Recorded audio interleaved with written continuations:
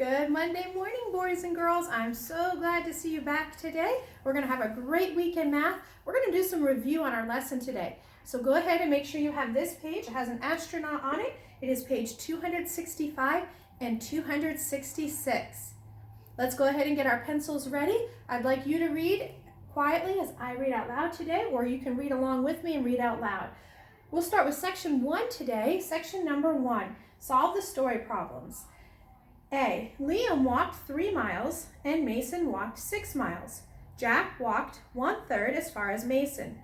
How many miles did the boys walk in all? So let's find out what facts our story problem tells us. It tells us how far Liam walked. Liam walked 3 miles.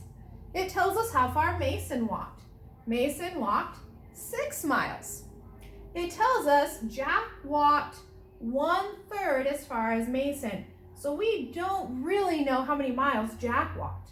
Then we want to find out, what is our story problem asking us? It says, how many miles did the boys walk in all? So I want you to think, if we have the words in all, what does our story problem tell us to do today? That's right, we're going to need to add them up to get to the total.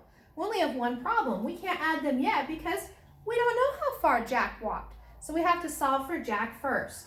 Now we know Jack walked 1/3 of Mason's miles. Mason walked 6 miles.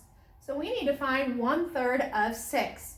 So we would say 6 divided by 3 equals 2. 1/3 of 6 is 2. He walked 2 miles. So now we can add up our miles in total. Go ahead and you write your addition problem as I copy on the board.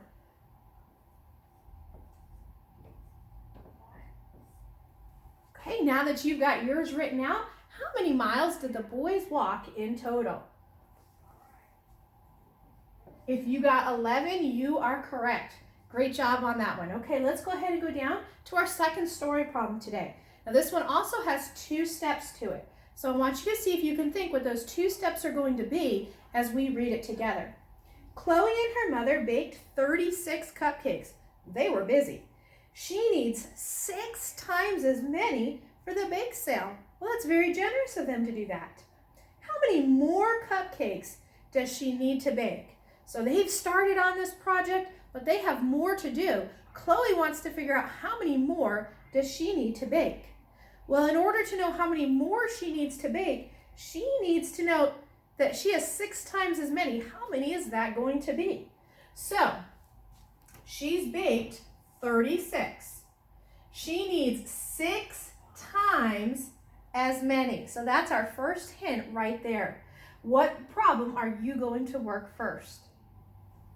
Well, if you guess 36 times 6, you are correct.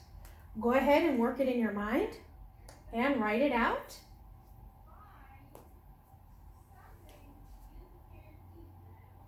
And if your answer was 216, you've got it correct. Okay, so now we know how many she needs for the bake sale. So let's not get confused.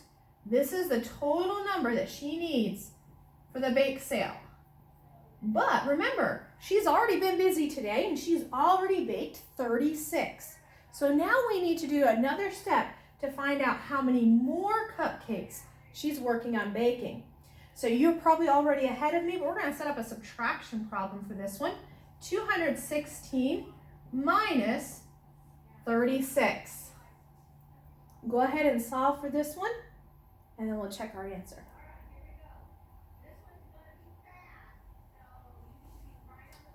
Okay, and if this was the answer that you got, you are correct. 180 cupcakes left to bake. I bet they were up early that day. I bet you're up early today getting a head start on a brand new week of work. Okay, we're going to go down to our next section, in section number 2. This is Roman numerals. Now for our Roman numerals, we had a fun saying that we were working on. Let's see if you can help me finish it. Remember, I vacuum extremely large carpets for Dad and Mom. I hope you're being happy helpers while you're at home and helping out with those chores. Let's do them again. I vacuum extremely large carpets for Dad and Mom. Let's go ahead and fill that in now. We have 1, 5, 10. L is going to be, you're right, 50. So then we're going to go to the next one. C equals 100. And our next one is 500. Down to our last one. Some of you are speedy today. I already wrote that 1,000 in. Now we're ready to do section number 2. Write the Roman numeral. A is 100. That's an easy one. We put in C. B is 1,000. You've got it, letter M. C is 500. And look at that one, letter D. D is 50. Letter L is correct. E is 40. Now this one we have to stop and think. Let's think which number is closest to 40. We have 10, 50, 100. Well, 50 is closest, so we're going to write a letter L. And then, do we have to go backwards or forwards to get to 40? Well, we have to go backwards. We have to subtract 10. So 40 is going to be XL. Remember, when we put the number before, the smaller number before, we subtract it. If we put the smaller number after, we add it. Let's look at F is 400. 400. Again, which one is closest? 100, 500, or 1,000? Well, you got it. It's going to be 500, letter D. Now, 400 is less than 500, so we need to go back a little bit. We need to take 100 away. This answer is going to be C, D.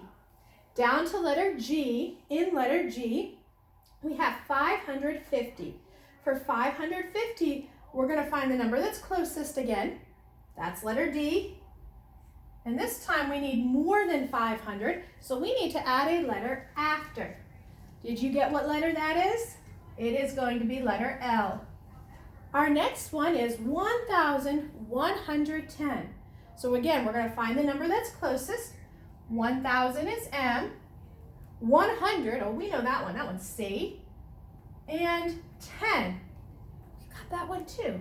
That one is going to be letter X, MCX. Go ahead and check your answers one more time. And don't forget, you can check all your answers on the slides. So you're going to check the day before's lesson paper every day on your slides. We're going to go ahead and I want you to work section number 3 on your own. And we're going to work section 4 together. So you're going to skip down to section 4 with me. I'm going to erase our screen. While you can fill in section 3 real fast, we'll do section 4 together.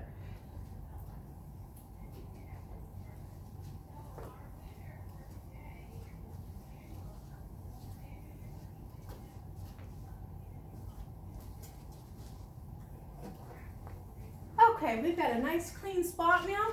Section number 4. We're going to divide to find the fractional part. Now, some of you have been working very carefully on this, but remember, we're thinking about it logically. So we can think, I need to find 1/2 of 5. So if you're thinking to yourself, I have 5 M&Ms, I'm going to have half now and half later. How would I divide that? So we're taking 5 and we're dividing it into 2 groups. Our denominator is going to be the number that we divide by. 5 divided by 2. When we think 5 divided by 2, we know that the answer is 2. 2 times 2 is 4. 5 minus 4 is 1. Now remember, we write the answer as a fractional part. So we have 1, and what was that denominator? That's right, our denominator is 2. So the number we divided by, it stays our denominator. So our answer for 1/2 of 5 is 2 1/2. Have you ever tried to bite an M&M in half? That's hard, but it can be done. So I bet you could do that if you have lots of self-control and patience. Let's go to B. B is 1/2 of 19. Again, I want you to think if you had 19 pencils and you were going to try to divide them in half, what would that be? So let's think about that as we work through it. 1/2 of 19, we're dividing by 2 because we need 2 groups of them. 19 is our largest number. We need 19 of that group. 19 divided by 2. Let's look at our answer. We could do 8 times 2, that's close, but 9 times 2 gets us the closest. 9 times 2 equals 18. 19 minus 18 equals 1. And I hope you're right ahead of me, writing that answer as a fractional part, your remainder. So we have 1 over, and you remember, it's going to stay the same as our denominator. Our denominator doesn't change. 1 over 2.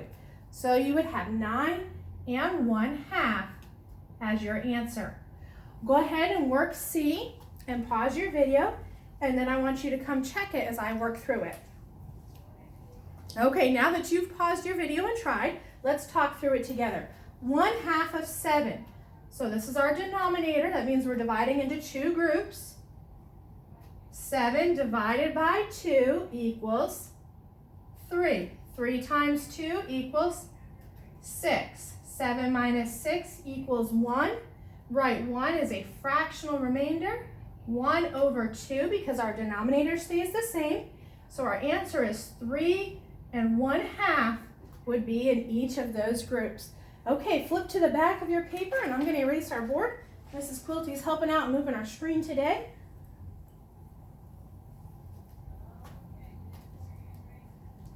And we're going to go to the back of your paper. In section 5, you had some thermometers to set. Now make sure that you're checking that if you count from 210 to 220, what those little lines are counting by as you set your thermometers.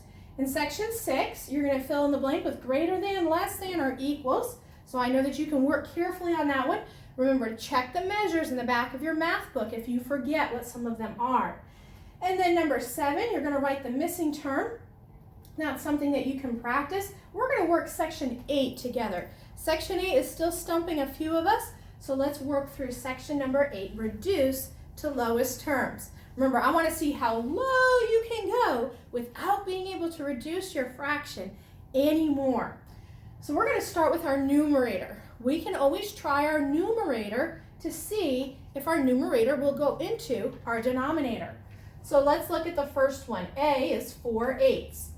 4 can be divided by 4. 48 can be divided by 4. So we can reduce by 4.